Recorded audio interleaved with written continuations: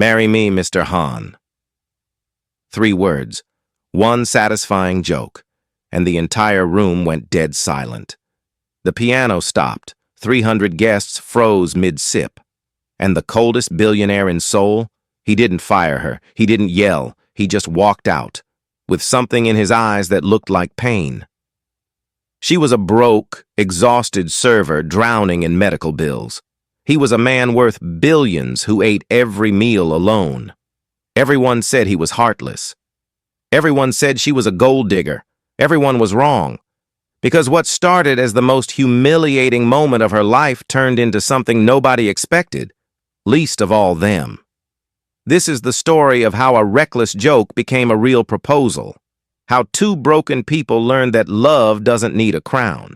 But first, she had to survive what came next. And trust me, you're not ready for it. Welcome to a world where stories breathe.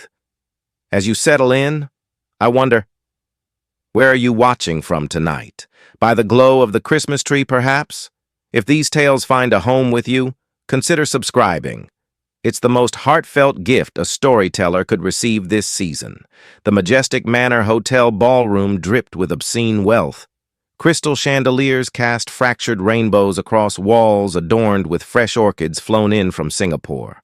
A string quartet played Debussy, while Seoul's elite circulated like sharks in designer clothing, their laughter sharp and performative. Jade Reyes balanced a champagne tray on aching wrists, her server's uniform slightly too tight across the shoulders. 37 hours she'd worked this week already, and it was only Saturday. The electric bill sat unopened on her kitchen counter. Her mother's medication costs had doubled last month. "That's Min-ho Han," whispered Su-min, a fellow server, nodding toward the man standing alone near the ice sculpture. "Birthday boy, 35 today, and worth more than most countries." Jade studied him. Tall, impeccably dressed in a charcoal suit that probably cost more than her annual salary. Handsome in that cold, architectural way, all sharp angles and controlled expressions. He held a whiskey glass but hadn't drunk from it once. "He looks miserable," Jade observed. "He's always miserable. They say he fired his last assistant for smiling too much." Su-min shuddered. "The Han Corporation owns half of Gangnam. His father built it, but Min-ho turned it into an empire, youngest CEO in company history." Around them, guests whispered their own observations. "Still unmarried at 35. His mother must be desperate. I heard his last engagement ended in scandal. The woman sold their private messages to the press. Cold as winter, that one. Doesn't have a heart to break." Jade watched Min-ho deflect another guest's approach with a single glacial glance. Power radiated from him like heat from asphalt, but underneath, was that exhaustion she glimpsed? The weight of being watched, evaluated, and found wanting, despite everything he possessed? "Jade!" Her supervisor, Mr. Kwan, appeared at her elbow, his smile strained. "Table 7 needs entertainment. The guests are getting restless, and you're our best conversationalist." Meaning, perform, monkey. "I'm serving drinks tonight, not—" The client specifically requested engaging staff. Mr. Kwan's grip tightened on her arm. "Need I remind you about your pending performance review?" She swallowed her protest. The job, the bills, her mother's face thin and worried. Jade approached table 7 with her best artificial smile. The guests were already drunk, loud, demanding tricks and jokes like she was a circus act. She obliged, pulling out her repertoire of safe humor, self-deprecating quips that made rich people feel comfortable laughing at service workers. "Tell us something shocking," demanded a woman in diamonds. "Something scandalous." The room's attention was shifting toward them. Even the string quartet had softened their playing. Jade felt the familiar pressure of being watched, evaluated, expected to perform on command. Her exhausted mind reached for something, anything, to satisfy them and escape. Her eyes landed on Min-ho Han, still isolated, still untouchable, still wearing that expression of barely concealed suffering. "Something shocking?" Jade heard herself say, voice carrying further than intended.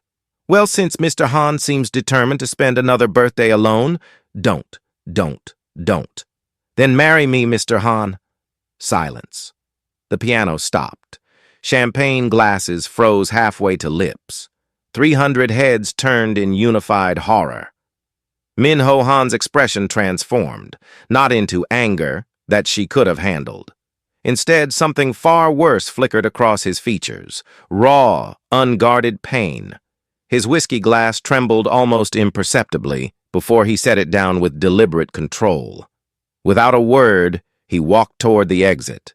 The crowd parted like water before a blade. The massive doors closed behind him with a sound like a tomb ceiling. The party died in that instant. Guests began murmuring excuses, reaching for coats. Mr. Kwan's face had gone purple with fury. Su Min stared at Jade with naked horror. What had she done? Sunday night. Jade lay in her cramped apartment, staring at water stains on the ceiling that looked like accusations. Her phone had 17 missed calls from Mr. Kwan. She hadn't answered any of them. The joke replayed endlessly. The silence. His face. That flicker of something wounded and human beneath the billionaire armor. Marry me, Mr. Han. Why had she said it? Exhaustion? Desperation? Some suicidal need to self-destruct when she could least afford to? She imagined the lawsuit, the blacklisting, never working in Seoul's service industry again. Her mother's disappointed voice asking why she couldn't just keep her head down, just once. Sleep didn't come. Monday morning. Han Corporation headquarters rose 40 stories into gray Seoul sky. Jade walked through the lobby like a condemned prisoner, past employees whose whispers followed her like shadows. That's her. The one who humiliated Mr. Han. She's finished. Mr. Kwan intercepted her at her department's floor, his expression carved from ice. Top floor! Now! He's requested you personally. The elevator ride lasted an eternity. Each ascending number felt like a countdown to professional execution. When the doors opened into a minimalist office of glass and steel, Jade's heart stopped entirely. Min Ho Han stood at the window, his back to her, Seoul sprawling beneath him like a kingdom. Close the door, she obeyed, trembling. He turned slowly. This close, she could see the shadows under his eyes, the tension in his jaw. He didn't look angry. He looked tired, devastated in some fundamental way she couldn't name. Were you mocking me? His voice was quiet, dangerous. Or were you mocking the idea that someone like me could ever be loved? Jade's prepared apologies evaporated. What? He pulled a newspaper from his desk. The headline screamed, Han heir abandoned. Fiancé reveals.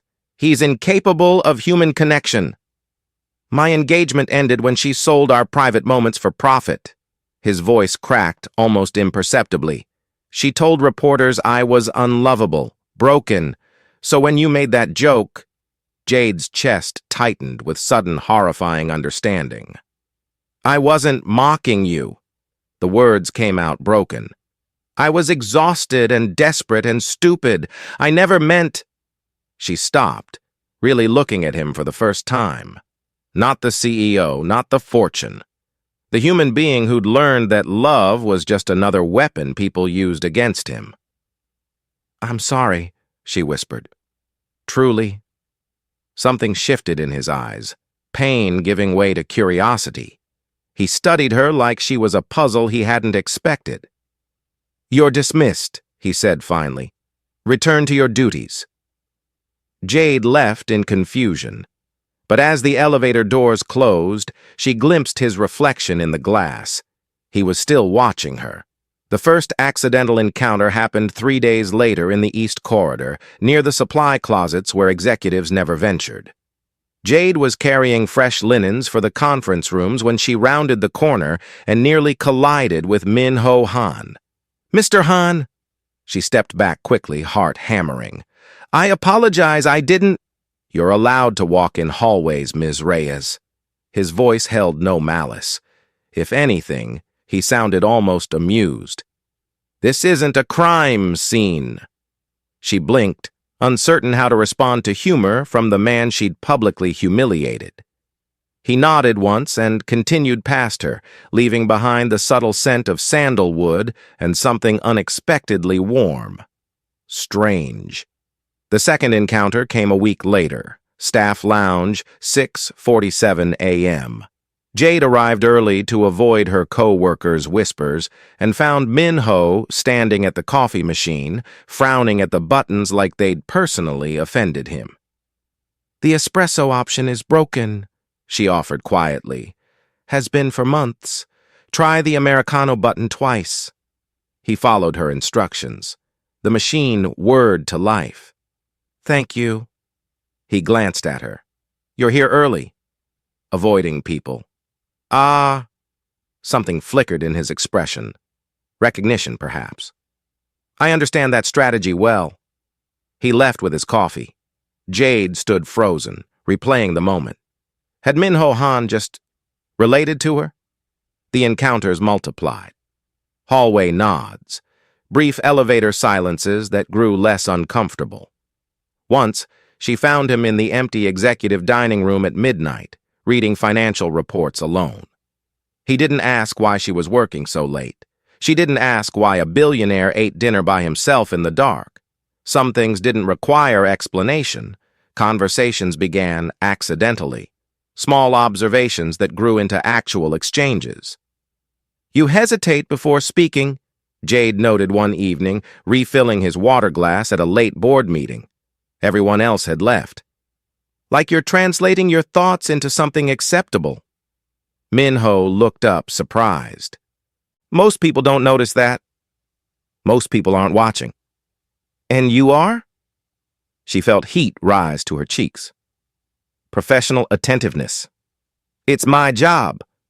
"Of course." But he smiled, barely, just a ghost of one, and something in Jade's chest shifted dangerously. The real conversation happened 2 weeks later, in the rooftop garden nobody used. Jade had discovered it during her first month, a hidden sanctuary above the corporate machinery. Finding Min-ho already there, staring at Seoul's glittering skyline felt both shocking and inevitable. "I can leave," she offered. "Stay." He didn't turn around. "I'm tired of silence that feels like loneliness. Yours feels different." She sat on the bench beside him, maintaining careful distance. The city hummed 40 floors below, indifferent to their small human moment. "Why do you work so much?" he asked suddenly. "You're here before anyone arrives. You leave after everyone's gone." Jade considered deflecting. Instead, exhaustion chose honesty. "My mother is sick. Treatment costs more than my salary covers. I work extra shifts, pick up every opportunity." She laughed bitterly. "Still not enough. It's never enough."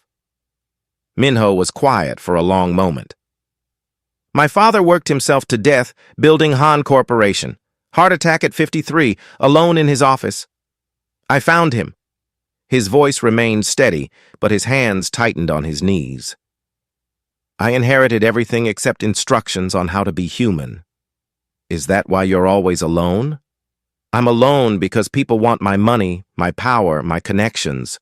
Nobody wants—" He stopped, jaw tightening. "Nobody stays once they realize I don't know how to perform the emotions they expect." Jade absorbed this quietly. Maybe you're not broken. Maybe you're just exhausted from performing for people who never deserved the show. He turned to look at her then. Really look, and she saw it clearly. The loneliness beneath the control, the hunger beneath the coldness. Not a monster. A man who'd forgotten how to ask for warmth. "You see too much, Miss Reyes." "Jade, if we're sharing trauma on rooftops, you should use my name." That ghost smile again. "Jade." Her name in his voice sounded like something precious. She began noticing other details. How he paid servers double without announcement or audience. How he personally approved medical leave requests, often adding extra days. How he avoided alcohol completely. She'd watched him nurse the same whiskey glass for hours at events, never drinking. Control issues, he admitted when she finally asked. My mother drank. I learned early that losing control meant losing everything. He wasn't heartless. He was armor-plated, protecting wounds that had never healed. And slowly, impossibly, he began changing. Smiling more in her presence, asking about her mother's health, remembering small details, her coffee order, her preference for window seats, her hatred of corporate jargon. Jade found herself laughing again, real laughter, not the performance kind. Something was building between them, unspoken and terrifying and wonderful. But the world was watching. The rumors started as whispers, then grew louder.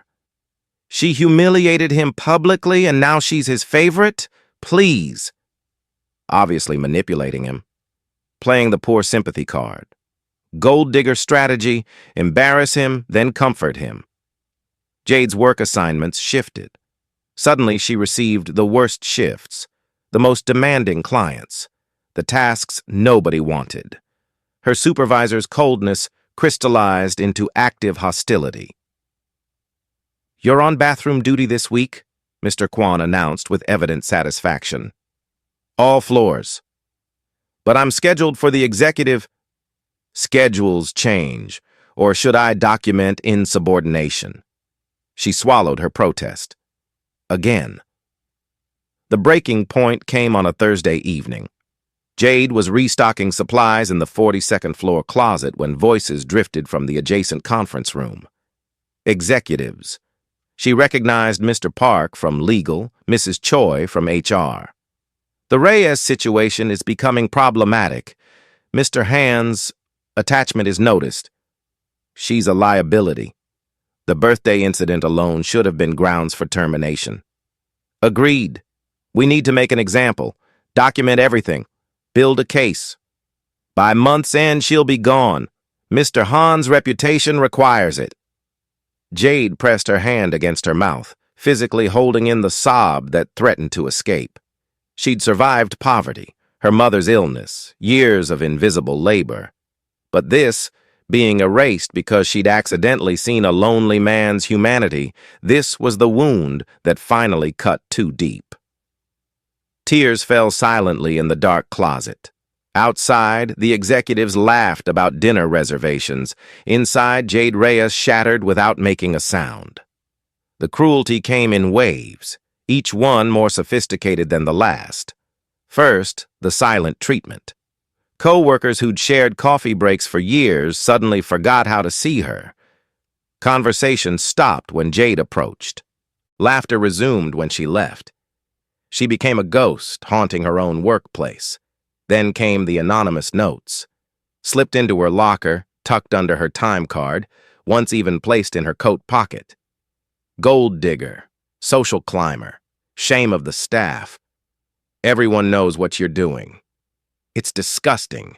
Quit before you're fired. Save yourself the humiliation. Jade collected them silently, evidence of a crime nobody would prosecute. The work assignments grew impossible. Double shifts with no breaks. The heaviest cleaning duties. Complaints filed against her for imaginary infractions. Rudeness she never displayed. Lateness that never occurred. Mistakes she never made. Mr. Kwan documented everything with gleeful precision. 3 complaints this week alone, Reyes. He waved papers at her. Your performance is slipping dramatically. Those complaints are fabricated. I never even worked the shifts they're referencing. Are you calling our clients liars? His smile was poison. I'd be careful about making accusations you can't prove. She stopped arguing. What was the point? Alone in the staff bathroom, Jade stared at her reflection. Dark circles under her eyes, shoulders permanently hunched. When had she started making herself smaller? The resignation letter was half written on her phone. She could disappear quietly, find another job, start over somewhere her name wasn't synonymous with scandal.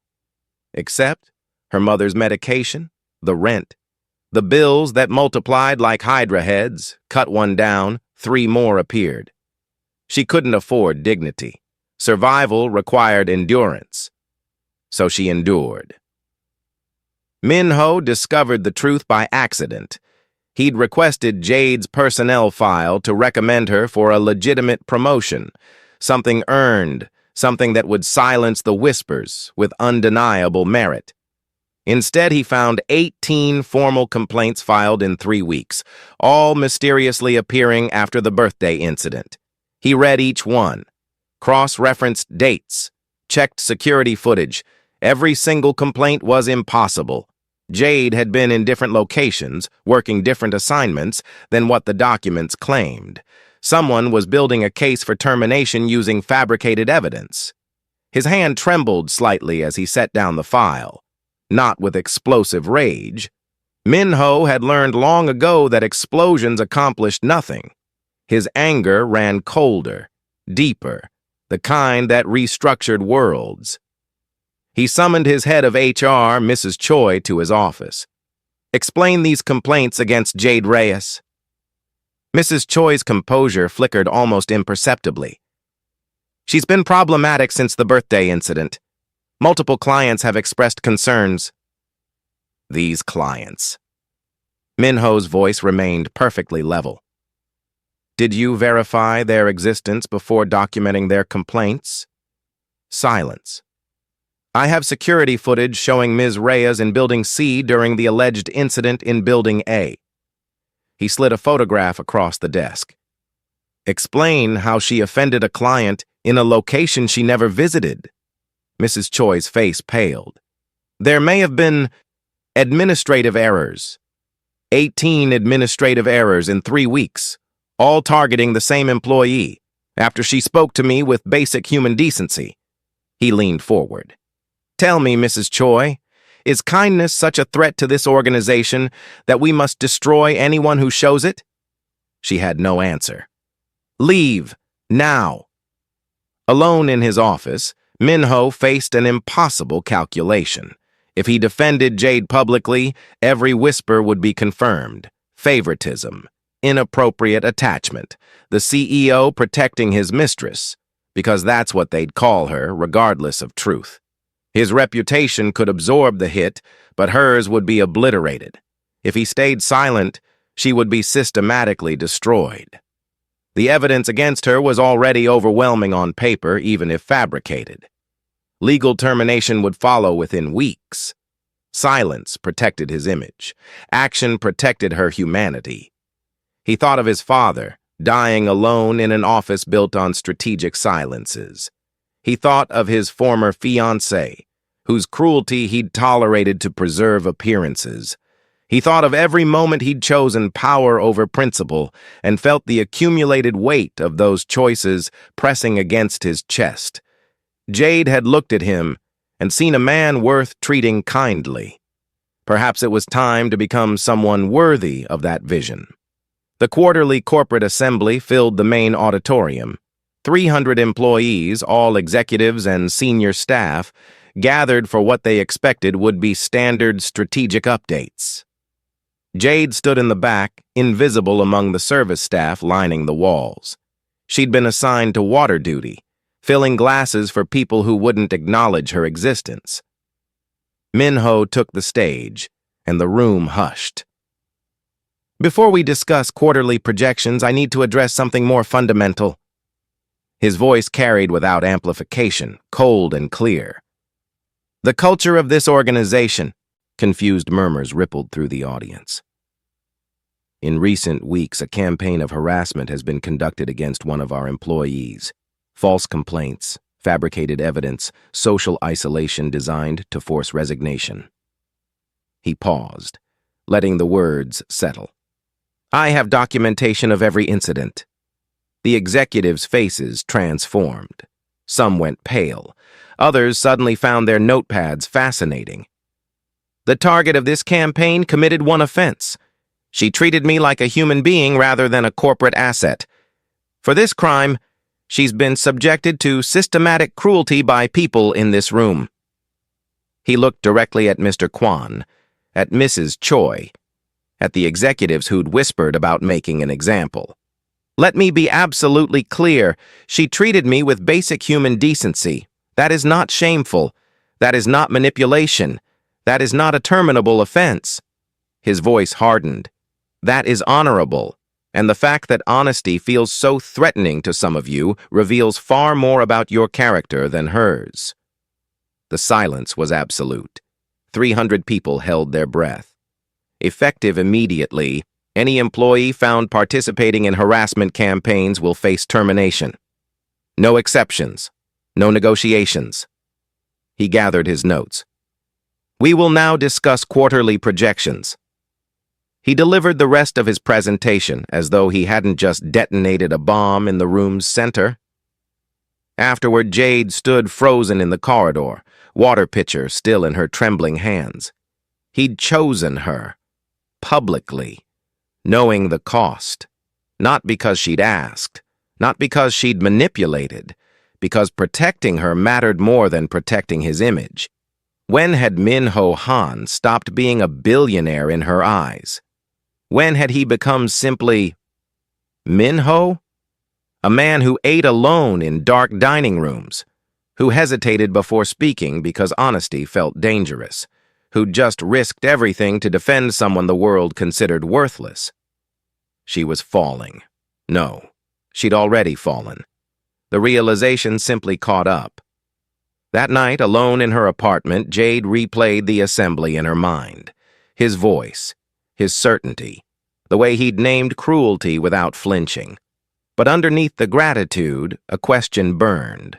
Was this protection? Or was this love?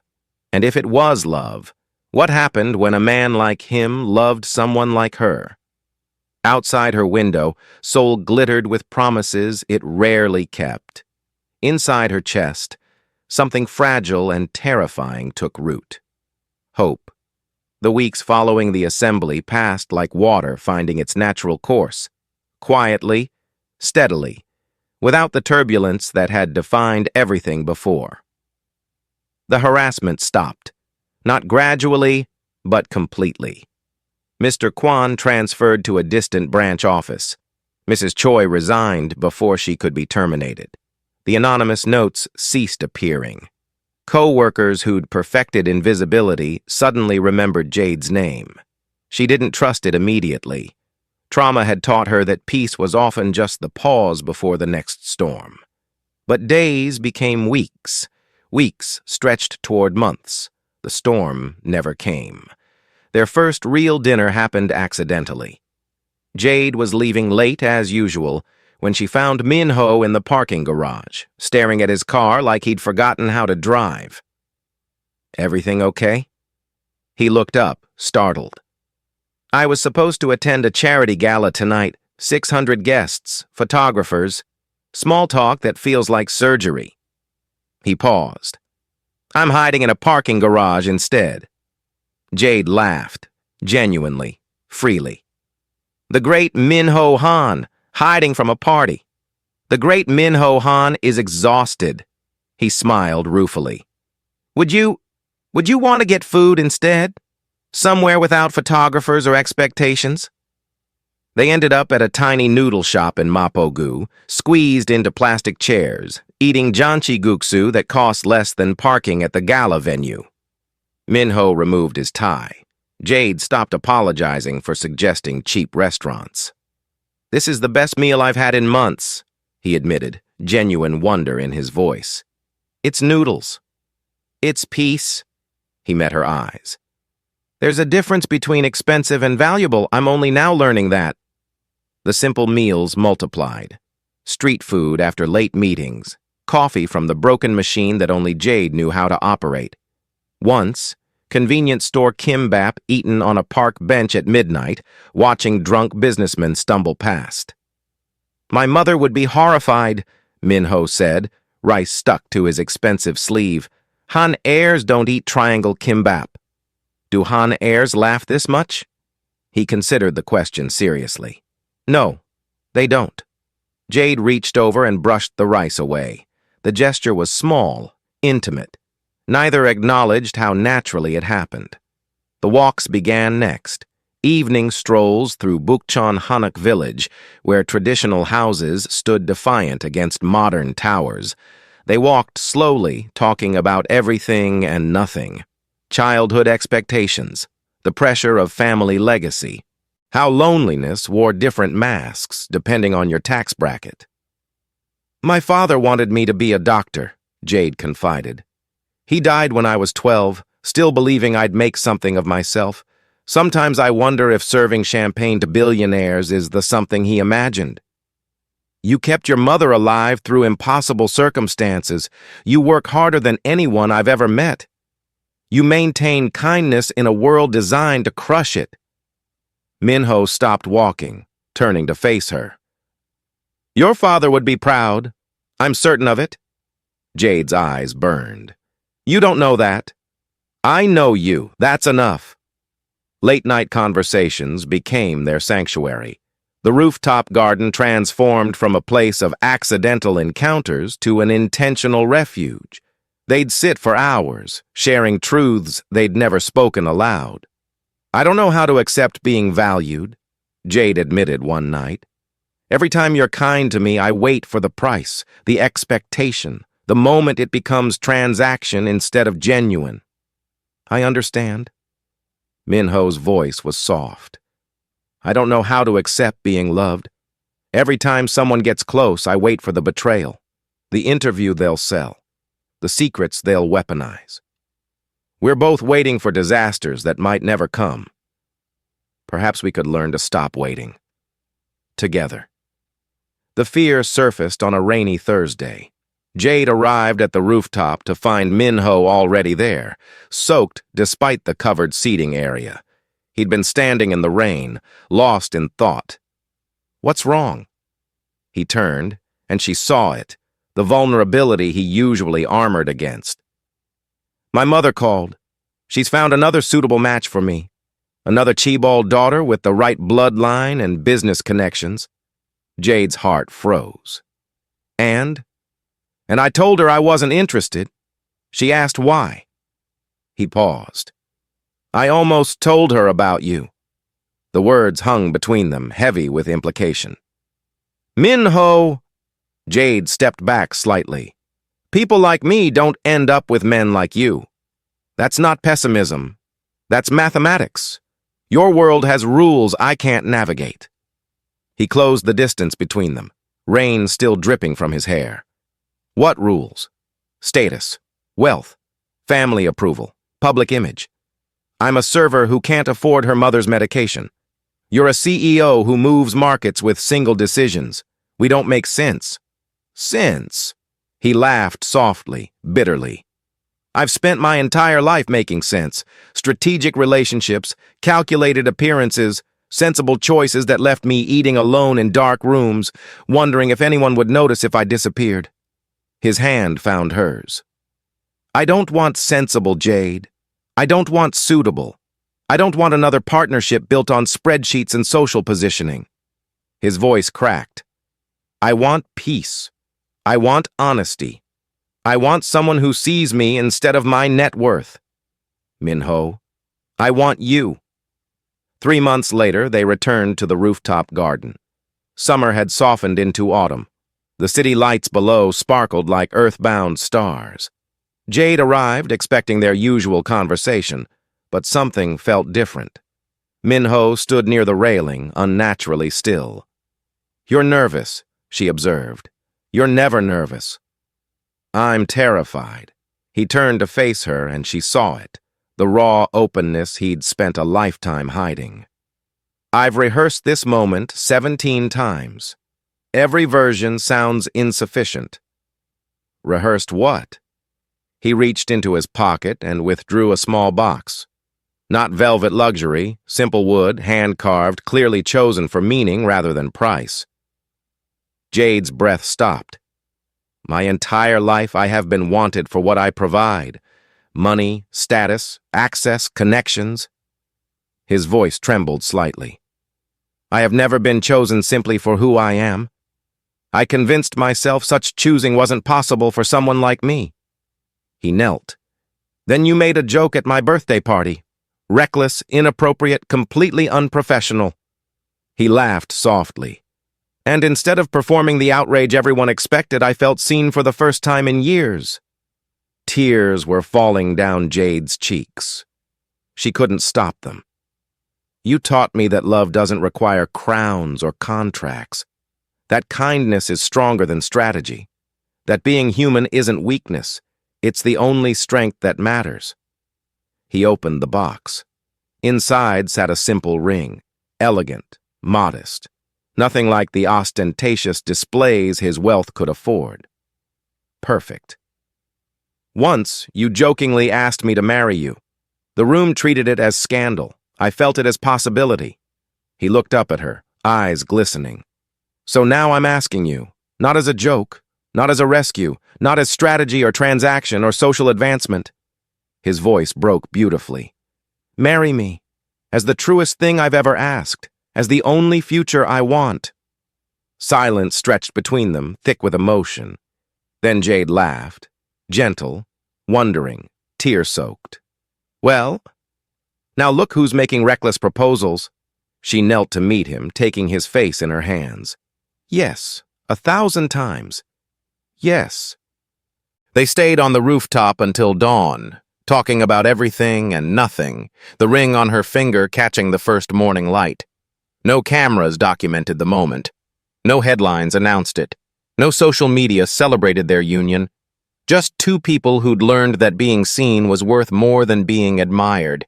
That being chosen was worth more than being needed. That love, real love, didn't need a crown. It only needed truth. Thank you for sharing this story with me. As the Christmas lights twinkle, remember, your subscription isn't just a click. It's a bell that rings out, telling me to keep writing for you. Don't let the magic end here. Subscribe, and let's journey into the new year together.